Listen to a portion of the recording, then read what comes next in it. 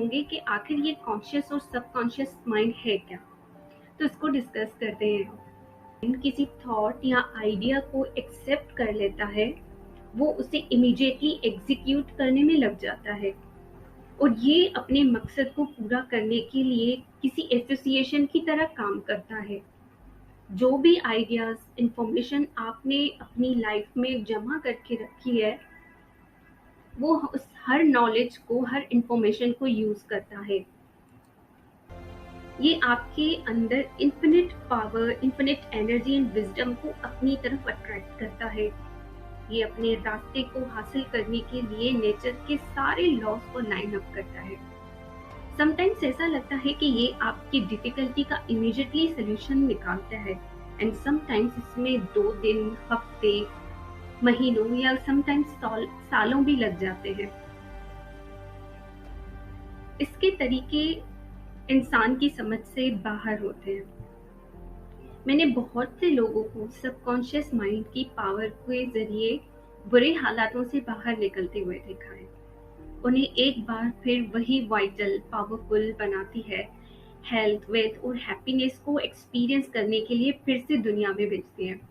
अब subconscious mind के miracles healing power रखता है, जो फ्रस्ट्रेटेड माइंड को या ब्रोकन हार्ट्स को पीस देता है, सुकून देता है। ये दिमाग के पिंजरे को खोल सकता है और आपको आजाद कर सकता है। ये आपको हर किस्म का मटेरियल और फिजिकल गुलामी से आजाद कर सकता है। रिपीटेशन रिपीटेशन आपके सबकॉन्शियस माइंड को ट्रेन कर सकती है। एक न्यू स्किल को लर्न करने में काफी कॉन्शियस एफर्ट्स की जरूरत होती है। फॉर एग्जाम्पल, पहली बार जब आप बाइक चलाना सीखते हैं तो मुश्किल होती है, बट रिपीटेशन के साथ उस काम में कॉन्शियस एफर्ट्स की जरूरत होती है। आपका सबकॉन्शियस माइंड उसको बेटर तरीके से समझ लेता है और बाइक चलाना ऑटोमेटिक हो जाता है। हम अपने पर्सनल चैलेंजेस को ओवरकम करने के लिए रिपीटेशन को यूटिलाइज कर सकते हैं। लेट 19th सेंचुरी के एक इटालियन ओपेरा सिंगर था। वो अपने शो से पहले नर्वस हो जाता था और उसे उसका गला बैठ जाता था। इसका कॉन्शियस माइंड एक ऐसी स्किल को खराब कर रहा था जो कि उसके लिए सबकॉन्शियस माइंड बन चुकी थी। कंटिन्यूअस नेगेटिव थॉट्स ने उस सिंगर के कॉन्शियस माइंड को कंट्रोल कर लिया था। वो अपनी परफॉर्मेंस के गलत होने और क्राउड की तरफ से नेगेटिव रिएक्शंस को लेकर के काफी वरीड था। सिंगर उस फिजिकल रिएक्शन को ओवरकम करने में कामयाब हो गया। वो अपने कॉन्शियस माइंड से कहने लगा कि वो उसके सबकॉन्शियस माइंड में इंटरफेयर बंद कर दे। उसने अपनी फियर को कम करने के लिए और अपनी परफॉर्मेंस को बेटर करने के लिए उसको इंस्ट्रक्शंस दी। पॉजिटिव सोच और विजुअलाइजेशन आपकी ड्रीम्स को पूरा करने के लिए बहुत ही इम्पोर्टेंट है। Positive thinking and visualisation heal कर सकता है। 18th सेंचुरी में एक प्रीस्ट ने बीमार लोगों को बताया कि गॉड पर फेथ रखने से वो बेहतर हो जाएंगे। काफी लोगों ने इन एट्रीब्यूट्स की प्रैक्टिस से सक्सेस मिली और काफियों ने गॉड की एग्जिस्टेंस को भी एक्सपीरियंस किया। लेकिन इस बात का ज्यादातर इशारा इस तरफ जाता है कि वो प्रैक्टिसेस भी सबकॉन्शियस माइंड पे डिपेंड करती हैं। मर्फी के एक रिलेटिव को ट्यूबरक्लोसिस यानी टीबी हो गया था। उसके उस रिश्तेदार के बेटे ने उसे बेटर बनाने का डिसीजन लिया। उसके बेटे ने फुटपाथ से लकड़ी का टुकड़ा उठाया और अपने फादर को दिया। इसने अपने फादर को एक्सप्लेन भी किया कि ये लकड़ी का टुकड़ा उसे एक फकीर से खरीदा है, जिसने हाल ही में हीलिंग श्राइन्स पे, मतलब मकबरों पर उसने मिरेकल्स किए हैं, मीन काफी लोगों को हील किया है। ये बात सुनकर उसके फादर ने रातों रात उस लकड़ी का टुकड़ा पकड़ लिया और उसे विजुअलाइज करने लगा कि मैं ठीक हो गया हूँ या मैं सेहतयाब हो गया हूँ। नेक्स्ट दिन वो पूरी तरह से ठीक हो गया। अगर आप विजुअलाइजेशन करते हैं या इमेजिन करते हैं कि आप सच होने की उम्मीद करते हैं, तो कभी कभी ये सच हो जाता है, बट मोस्टली सच हो जाता है। सेहतयाब होने वाले शख्स के लिए डाउट्स होना, फिर से उन चीज़ों पे नेगेटिवली सोचना, उसकी बीमारी के उठने का, दोबारा उठने का रीज़न बन सकता है। ये मिरेकल कोई अनोखा वाक़या नहीं है। जोसेफ मर्फी ने एक वीकली रेडियो शो में बताया कि जिस चर्च ऑफ डिवाइन साइंसेस कहा जाता है, उसने लाखों लिसनर को सबकॉन्शियस माइंड की पावर के बारे में सिखाया। इस रेडियो शो में उन्होंने मेंटल मूवी मेथड बयान किया। इस मेथड में एक मेंटल इमेज क्रिएट करना सिखाते हैं जो कि आपकी डिजायर है, जो कि आपकी विश है और आप उसे पूरा करना चाहते हैं। अपने माइंड में उस वक्त तक उस मेंटल मूवी को आप कंटिन्यू रखते हैं जब तक कि आपका सबकॉन्शियस माइंड उसे रियलिटी नहीं बना देता। बहुत से लिसनर ने इस अप्रोच को अपनी प्रॉपर्टी के सही प्राइसेस पर सही बायर को सेल किया है। ये उसके लिए उन्होंने ये टेक्निक यूज की। ये टेक्निक उनके घर को करने के लिए अच्छी, बहुत पावरफुल यूज हुई, प्रूव हुई। बहुत से लिसनर ने मर्फी को थैंक यू लेटर्स भेजे क्योंकि इस टेक्निक से उन्होंने अपने घरों को बहुत अच्छी प्राइसेस में और अच्छे बायर्स को सेल किया। खुद को हील करने के लिए अपनी नेचुरल हैबिट का इस्तेमाल करें। आप अपनी बॉडी को होने के लिए अलाउ कर दें। अपने सबकॉन्शियस माइंड को एक्टिवेट कर सकते हैं। अपने किसी फैसले पर सोना खुद को ठीक करने का सबसे बड़ा इफेक्टिव वे है। आपके ब्रेन को मुख्तलिफ ऑप्शंस पे गौर करने के लिए टाइम चाहिए होता है। ये आपके सबकॉन्शियस माइंड को बेस्ट ऑप्शन से कम्युनिकेट करने की परमिशन देता है। कंट्री की दूसरी तरफ एक वुमेन थी जिसको जॉब की अपॉर्चुनिटी मिली और सैलरी उससे डबल थी जो वो अभी अर्न कर रही थी। बट उसको इस सैलरी पे इस अपॉर्चुनिटी पे इतना यकीन नहीं था कि ये अमाउंट जो उसे डबल मिल रही है वो इतनी वर्थफुल है। ये वुमेन जल्दी से कोई डिसीजन लेने के बजाय वो जल्दी से सो गई और ये कहकर अपने सबकॉन्शियस माइंड को ये इंस्ट्रक्शन दे के सो गई कि वो उसके डिसीजन पे इन्फ्लुएंस होने दे। सुबह होते ही उसने उस ऑफर को एक्सेप्ट करने से इनकार किया। उस लेडी ने अपने सबकॉन्शियस माइंड की बात सुनी और उस ऑफर को रिजेक्ट कर दिया। 3 मंथ के बाद उसे सुनने में आया और उसे रियलाइज हुआ कि उसने वो डिसीजन सही लिया। आफ्टरवर्ड्स वो कंपनी बैंकरप्ट हो गई और उसने फाइलिंग की, अपनी कंपनी की बैंकरप्सी की फाइलिंग की। जैसे ही उसको ये न्यूज़ मिली तो उसे ये रियलाइज हुआ कि उसने जो सबकॉन्शियस माइंड पे डिपेंड होके जो डिसीजन लिया है वो परफेक्ट था। अपने सबकॉन्शियस माइंड को थोड़ा स्पेस देने की जरूरत होती है।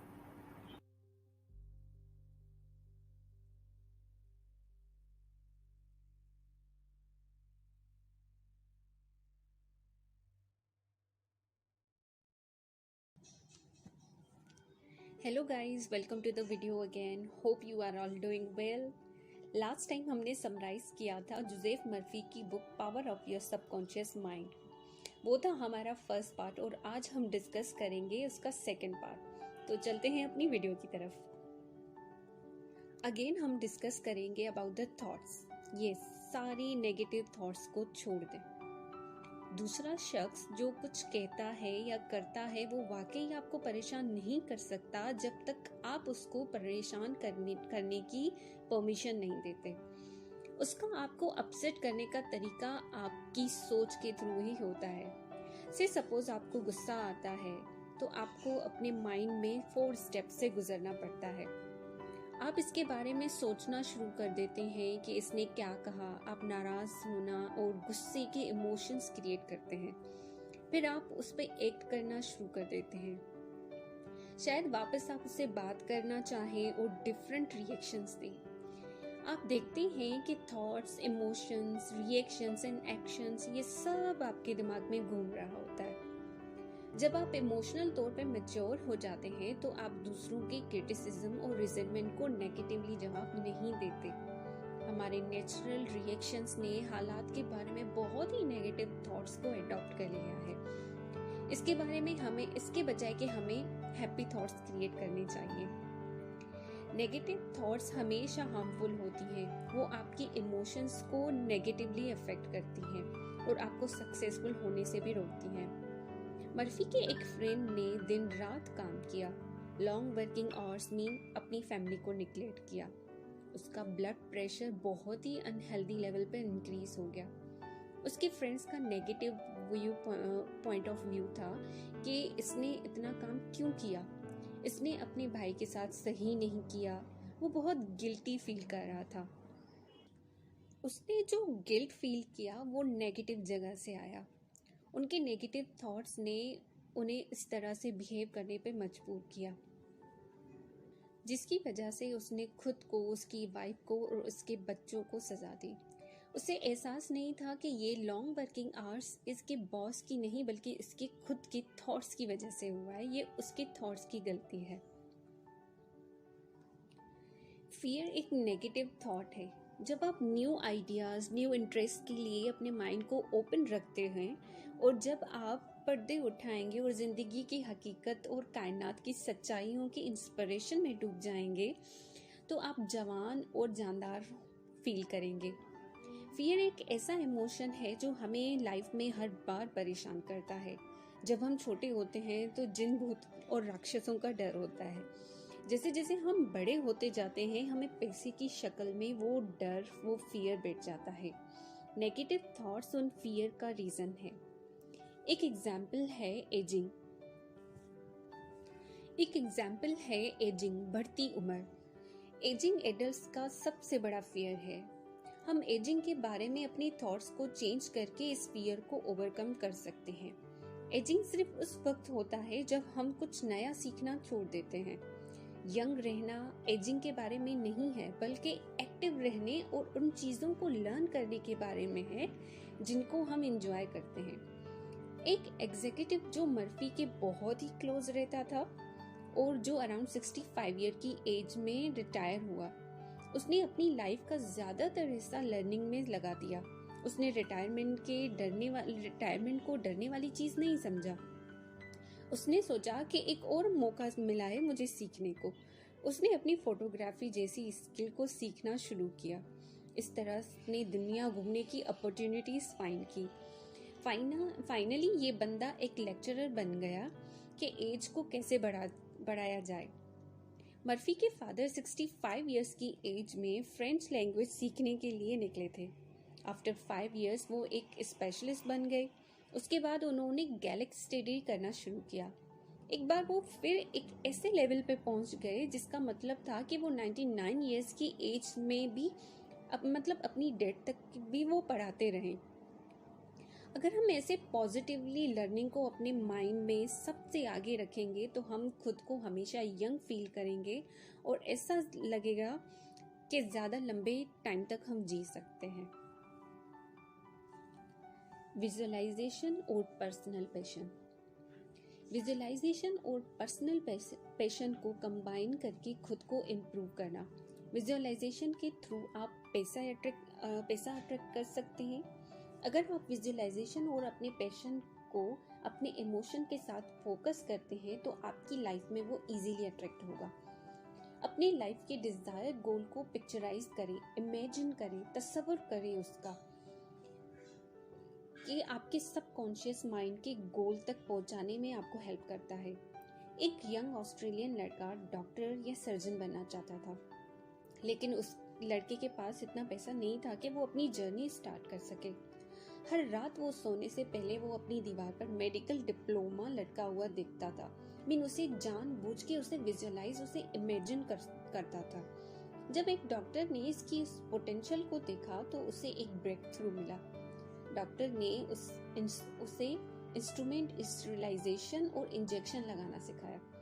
लड़के ने इस काम से होने वाली अर्निंग को अपने मेडिकल स्कूल में लगा दिया मेडिकल स्कूल की स्टडीज में लगा दिया। अपने पैशन को पॉजिटिवली पिक्चराइज तस्वुर करने से इनिशियल सक्सेस तो लाजमी मिलती है। ये सक्सेस आपको आगे बढ़ने में मोटिवेट करती है।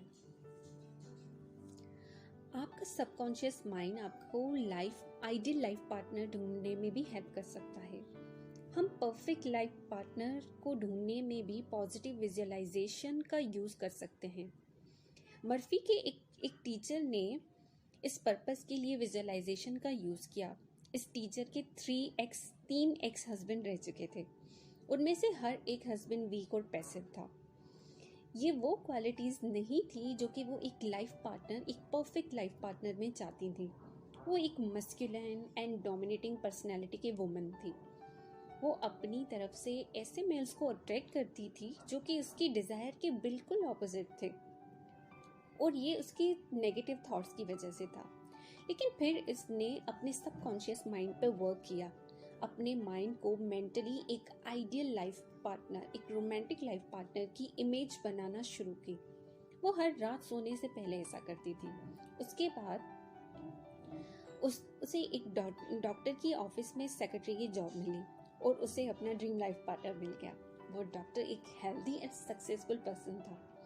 उनकी शादी हुई और तब से वो अब तक एक हैप्पी लाइफ गुजार रहे हैं।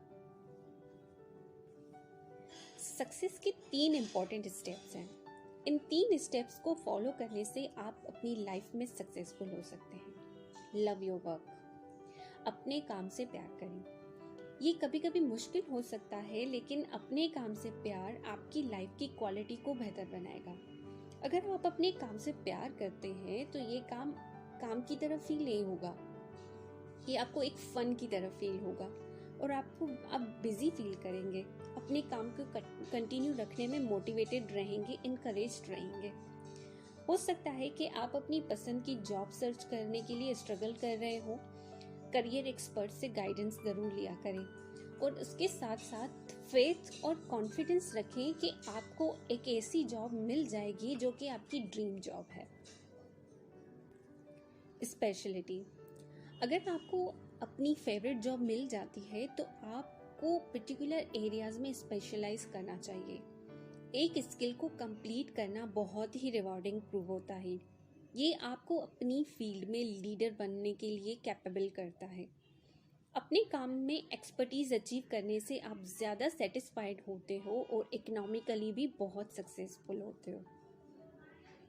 एंड लास्ट पॉइंट इज एल्ट्रिज्म और सेल्फलेसनेस। सेल्फलेसनेस खुशी का सबसे इम्पोर्टेंट स्टेप है।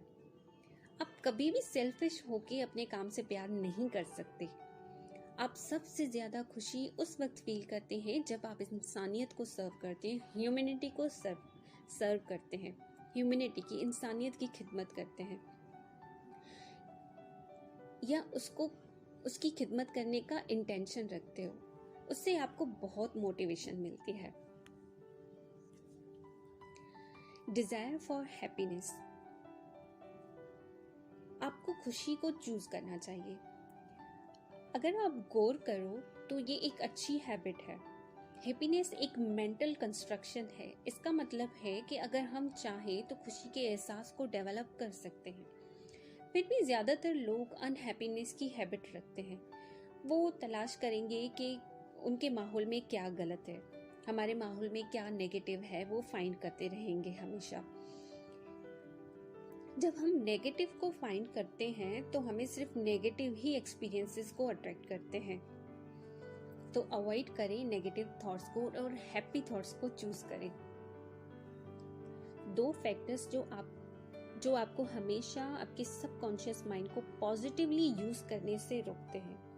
कुछ हालात सबकॉन्शियस फील को आपकी लाइफ पर इन्फ्लुएंस होने से रोक सकते हैं। क्रिटिक्स अक्सर उन एग्जाम्पल का प्रूफ करने में लग जाते हैं कि ये मेथड यूजफुल नहीं है। हकीकत ये है कि सबकॉन्शियस माइंड के लिए वो माहौल अच्छा नहीं था।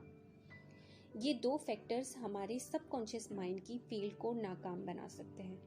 फर्स्ट फैक्टर है lack of confidence and second is जब हम उसे काम करने में बहुत ज़्यादा एफर्ट्स लगाते हैं, उसे माइंड में डाउट्स क्रिएट होते हैं जो नेगेटिव रिजल्ट्स क्रिएट करते हैं। इसीलिए जो एफर्ट्स आपने लगाई हैं उन पे अपना कॉन्फिडेंस भी रखें कि ये काम मेरा लाजमी होके रहेगा, और उसको इजी गोइंग, उसको स्मूथ कर दें, उसको पकड़ के ना रखें।